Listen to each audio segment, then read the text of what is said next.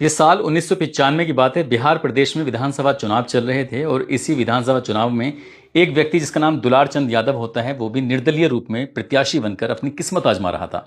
एक मंच से बातचीत कर रहा था, जनता को संबोधन कर रहा था और संबोधन के दौरान ही उसने कहा कि लालू प्रसाद यादव बिहार के चीफ मिनिस्टर हो सकते हैं, लेकिन टाल क्षेत्र का अगर कोई चीफ मिनिस्टर है तो मैं खुद हूं। दुलार चंद यादव ने जब इस तरह का ऐलान किया तो सभी लोगों ने जोरदार तालियां बजाकर उनका स्वागत भी कर दिया। हालांकि वो चुनाव जीत नहीं पाते, चुनाव हार जाते हैं। दुलार चंद यादव का साल 1980 से लेकर साल 1990 तक दबदबा रहा था अपने इस टाल इलाके में।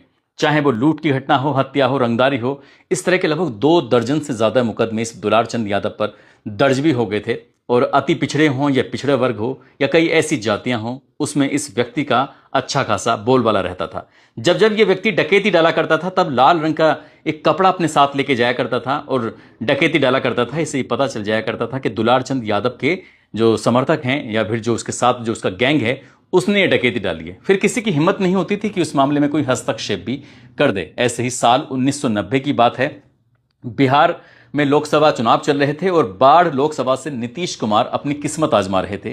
तभी किसी ने नीतीश कुमार जी से कहा कि तुम्हें अपना जो थोड़ा सा समर्थन देना चाहिए, साथ लेना चाहिए। दुलार चंद यादव का इस क्षेत्र में पिछड़ों में, अति पिछड़ों में बहुत दबदबा कायम है। क्यों ना तुम इससे बात करो, और बात करोगे तो हो सकता है कि आपको वोट मिले और अच्छे वोट मिले और आप अच्छे से जीत भी जाओ। ऐसा ही होता है। एक राजनीतिक मंच सजाया जाता है और उस मंच पर कहीं ना कहीं इन व्यक्ति को, दुलार चंद यादव को, अपने पास बुला लिया जाता है। साल 1980 से 1990 तक ये जो व्यक्ति है वो सिर्फ गुंडागर्दी या बदमाशी या कह सकते हैं डकैती में ही हिस्सेदारी लिया करता था, लेकिन राजनीति से इसका दूर दूर तक कोई लेना देना नहीं था। लेकिन जब नीतीश कुमार जी के साथ आकर खड़ा हो जाता है तो नीतीश कुमार जी को भी फायदा मिल जाता है। वक्त आगे बढ़ रहा था। इस व्यक्ति ने कई बार निर्दलीय या फिर किसी पार्टी से कोशिशें की, लेकिन कभी ये विधायक नहीं बन पाता है दुलार चंद यादव। और ऐसे ही करते करते वक्त बीतने लगता है। वो हमेशा किसी न किसी पार्टी के समर्थन में जाकर जरूर खड़ा हो जाया करता था। साल 2025 में भी कुछ ऐसा ही था कि वो किसी के समर्थन में जाकर खड़ा हो जाता है और इसी बीच में उसकी हत्या हो जाती है। उस हत्या से बिहार ही नहीं बल्कि पूरे भारतवर्ष में दुलार चंद यादव की मर्डर को लेकर चर्चाएं चल रही हैं। और आज की इस कहानी के माध्यम से यही जानने की और समझने की कोशिश करते हैं कि आखिरकार दुलार चंद यादव का हत्या क्यों की गई, इसके पीछे की क्या वजह हो। सबसे ज्यादा अगर कहीं पर चर्चा हो रही है तो मोकामा विधानसभा की चर्चा हो रही है। और चर्चा इसलिए हो रही है कि 30 अक्टूबर 2025 की दोपहर लगभग 3 बजे के आसपास का वक्त रहा होगा। भदौर थाना है, लगता है भदौर थाने में एक सूचना पहुंचती है और ये बताया जाता है कि गांव तारातर और बसावंचक, इसके बीच में अनंत सिंह का काफिला गुजर रहा था। बड़ी संख्या में लोग, उनकी गाड़ियां जा रही थी और इसी बीच में किसी ने उन पर हमला कर दिया है, उनके गाड़ियों पर हमला कर दिया है। जितनी जल्दी हो सके उतनी जल्दी आप वहां पर पहुंच जाएं। इस बीच पुलिस यहां पर इस इलाके में दौड़ने लगती है, भागने लगती है कि आखिरकार हुआ क्या है, कहीं ऐसा तो नहीं कोई बड़ा मामला ना हो जाए। क्योंकि अनंत सिंह अपने आप में बाहुबली हैं और उन्हें छोटे सरकार के नाम से जाना जाता है, पहचाना जाता है। इसी बीच में पुलिस वहां तक पहुंच पाती तभी घोसवरी थाना लगता है, वहां भी सूचना मिल जाती है कि ये तारतर गांव है, इसकी यहां पर 2 पक्षों में मारपीट हो गई, झगड़ा हो गया है। जितनी जल्दी हो सके पुलिस को मौके पर भेज दीजिए, नहीं तो यहां पर बड़ा खून खराबा हो सकता है। एक तरफ तो चुनाव चल रहा है, दूसरी तरफ ये छुटपुट झगड़े या बड़े झगड़ों की जब सूचनाएं पुलिस को मिलती हैं तो पुलिस की भी एक तरह से नींद हराम हो जाती है। उससे भी पहले तो जमीन खिसक जाती है, कहीं ऐसा ना हो कि बड़ा मामला हो जाए। पुलिस ने इस मामले को गंभीरता से लिया और गंभीरता से लेने के बाद पुलिस मौके पर पहुंच जाती है। जैसे पुलिस तारतर गांव में पहुंच जाती है, वहां जाकर देखती क्या है कि कई वाहनों के शीशे टूटे पड़े हैं, फूटे पड़े हैं। और वहां के हाल देख के लग रहा था जैसे कि यहां से अभी कुछ देर पहले ही बहुत बड़ी झड़प हुई हो, जैसे किसी को मारने पीटने की कोशिश की गई हो। इसी बीच में एक गाड़ी के अंदर झांक कर देखा जाता है तो वहां पर एक लाश पड़ी हुई थी। गाड़ी में लाश पड़ी हुई थी। जब ये पूछा जाता है कौन है, लेकिन उस व्यक्ति की मूंछों के रुबाब को देखकर साफ अंदाजा लग चुका था कि व्यक्ति कोई आम नहीं है बल्कि ये व्यक्ति दुलार चंद यादव है। दुलार चंद यादव का भी अपने आप में एक बड़ा रुतबा रहा है, बड़ा नाम रहा है। साल 1980 से लेके और 1990 तक डकैती क्षेत्र में, और बाद में फिर इस व्यक्ति का जो नाम रुतबा रहा है वो राजनीति में किसी न किसी पार्टी से जुड़कर उसके समर्थन में व्यक्ति रहा है। अब आखिरकार ये हुआ क्या है, इसके बारे में पुलिस जानकारी जुटाने में लग जाती है। लेकिन जैसे ये वीडियो वायरल होती हैं, ये वीडियो पूरे पटना से लेकर पूरे प्रदेश भर में फैल जाती हैं कि दुलार चंद यादव की किसी ने गोली मारकर हत्या कर दी है। हत्या के पीछे क्या कारण है, क्या नहीं है, पुलिस इससे पहले कि जांच नतीजे पर पहुंचती। अब चाहे प्रदेश के सबसे बड़े मुखिया हो, डीजीपी, उन्होंने भी इस मामले में जांच पड़ताल करना शुरू करा दिया। साथ ही जो चुनाव आयोग है उसने भी रिपोर्ट लेनी शुरू कर दी कि आखिरकार मामला क्या है, इसके पीछे की कारण क्या है। तभी इसी बीच में एक थाने में एफआईआर दर्ज कराई जाती है और एफआईआर दर्ज कराने वाला दुलार चंद यादव का पोता होता है। वो कहता है कि अनंत अनंत सिंह का जो काफिला है वो इधर से गुजर रहा था। अचानक से काफिला रुकता है और हम लोग भी इसी जगह पर मौके पर मौजूद थे। हमारी जैसे गाड़ी थी, हमारी गाड़ी में दादा बैठे हुए थे, दादा यानी कि दुलार चंद यादव। इसी बीच में दो व्यक्ति, एक का नाम राजवीर सिंह होता है, दूसरे का नाम करमवीर सिंह होता है। दोनों मेरे दादा की तरफ आते हैं, दादा को पकड़ते हैं, खींचकर बाहर निकालते हैं। और जैसे ही दादा को बाहर निकालते हैं तो इसी बीच में अनंत सिंह, उसके हाथ में हथियार होता है, वो हथियार लेके मेरे दादा के पास पहुंचता है और एकदम से ही गोली मार देता है। गोली मेरे दादा के सबसे नीचे वाले हिस्से में, यानी कि पैर में, एड़ी के पास, एंकल पे जाकर लगती है। गोली आर पार हो जाती है। वो जाकर यहां से सीधा अपनी गाड़ी में जाकर बैठ जाता है अनंत सिंह। लेकिन जो उसके समर्थक थे, जो उसके साथ रहते हैं, उनमें से एक व्यक्ति छोटन सिंह आता है, उसके हाथ में लोहे की रोड होती है, वो उसके दादा को मारना शुरू कर देता है। हालांकि पोता वहां से डर जाता है, भाग जाता है। जब भाग रहा था तो पीछे मुड़कर बार बार देख रहा था। यही बात वो तहरीर के माध्यम से बताने की कोशिश कर रहा था और यही बात उसने मीडिया में जो इंटरव्यू दिए थे उसमें बताने की कोशिश कर रहा था। उसने ये भी बताया कि छोटन सिंह ने जब उसके दादा पर हमला करना शुरू किया है तो इसी बीच में एक थार आती है और थार से उसके दादा को कुचलने की कई बार कोशिश की जाती है। जब उसकी इस हत्याकांड को अंजाम दे दी जाता है, यहां से एक काफिला निकल जाता है, चला जाता है।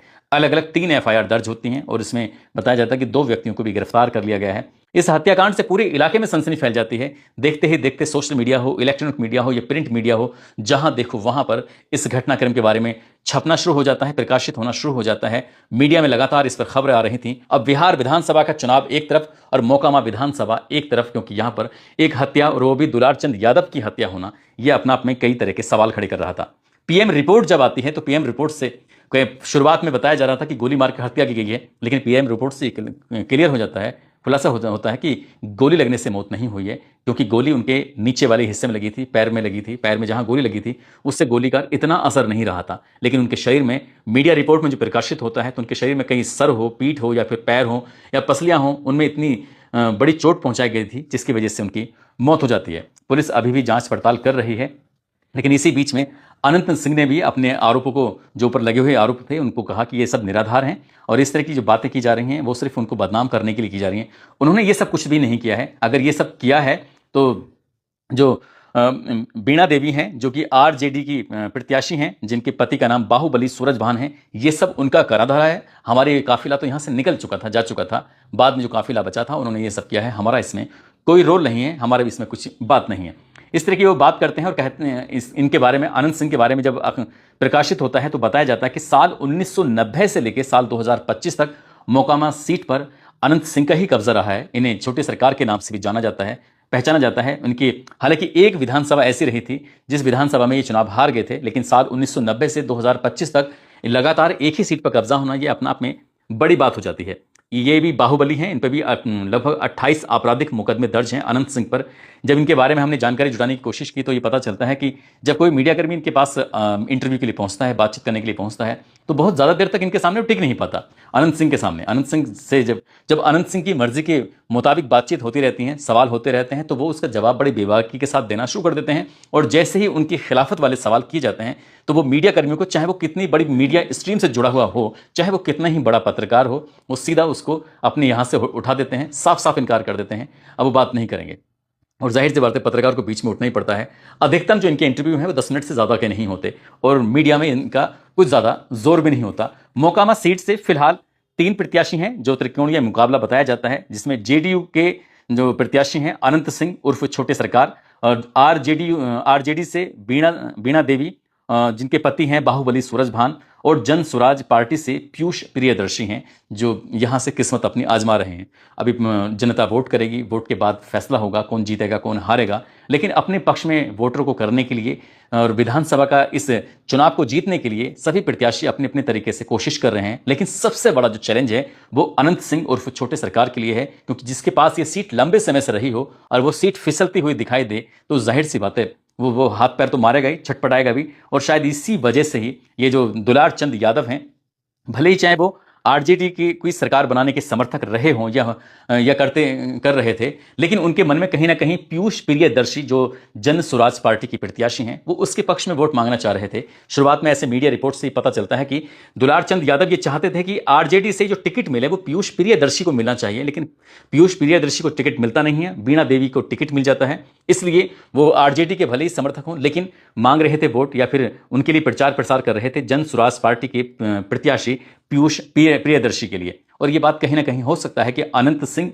उर्फ छोटे सरकार को ये बात पसंद ना आ रही हो। उन्होंने लगा हो कि इतने लंबे समय से जो मोकामा विधानसभा पर कब्जा जमाया हुआ है, कहीं ऐसा ना हो इस व्यक्ति के कहने से वोट ना मिले और वो हार जाए। ये भी एक वजह हो सकती है। दूसरा जो मेन कारण बताया जा रहा है इन पर हमले का, या फिर हो सकता है कि इनके पीछे हत्या की जो कारण बन रहे हैं, अगर उनके पोते ने आरोप लगाए हैं दुलारचंद यादव के, तो दूसरा कारण हो सकता है कि अनंत सिंह की पत्नी है जिनका नाम नीलम देवी है। अभी हाल ही में कुछ दिन पहले ही दुलारचंद यादव ने अपना एक इंटरव्यू दिया था मीडिया में, और इंटरव्यू देने के दौरान वो कहते हैं कि वो नीलम देवी नीलम नहीं बल्कि नीलम खातून है, इस तरह की बात करते हैं। हालांकि मीडिया कर्मी ने ये बात भी कही थी कि आप व्यक्तिगत बात मत करें, और व्यक्तिगत इस तरह से किसी पर उंगली उठाएंगे तो ये सही नहीं होगा। उन्होंने यहां तक भी बोला कि जब नीलम लोकसभा का चुनाव लड़ रही थी तो उस वक्त कुछ लोग दरी लेकर पहुंच जाते हैं। जब उनसे पूछा जाता है कि तुम दरी लेकर क्यों आए हो, तो उन्होंने कहा कि नाचने वाली आई है, वो नाच करेगी, डांस करेगी, हम आराम से बैठ कर तसल्ली से इस डांस को देखेंगे। तो ये बात भी कहीं ना कहीं अनंत सिंह को खराब लग सकती है और उनके खिलाफ जा सकती है, इसलिए उन्हें गुस्सा आया होगा। हो सकता है कि ऐसी कुछ वजह रही हो।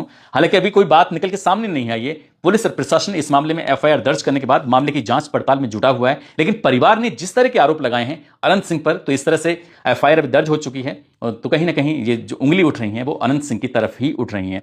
क्या होगा भविष्य में क्या नहीं होगा ये तो खैर पता नहीं, लेकिन जिस तरह से लगातार दुलारचंद यादव के मामले में चर्चा का विषय बना हुआ है, कहीं ना कहीं ऐसा ना हो कि जो लंबे समय से एक सत्ता ये इस सीट पर कब्जा था अनंत सिंह पर, हो सकता है कि इस बार इन्हें कुछ नुकसान भी हो। नुकसान होगा या फायदा होगा ये तो जनता तय करेगी, लेकिन ये भी बताया जा रहा है कि अगर सरकार बदलती है तो अनंत सिंह का कहीं ना कहीं ये मामला गड़बड़ हो सकता है, खराब हो सकता है। जिस तरह का उनका एक बाहुबल है, जिस तरह से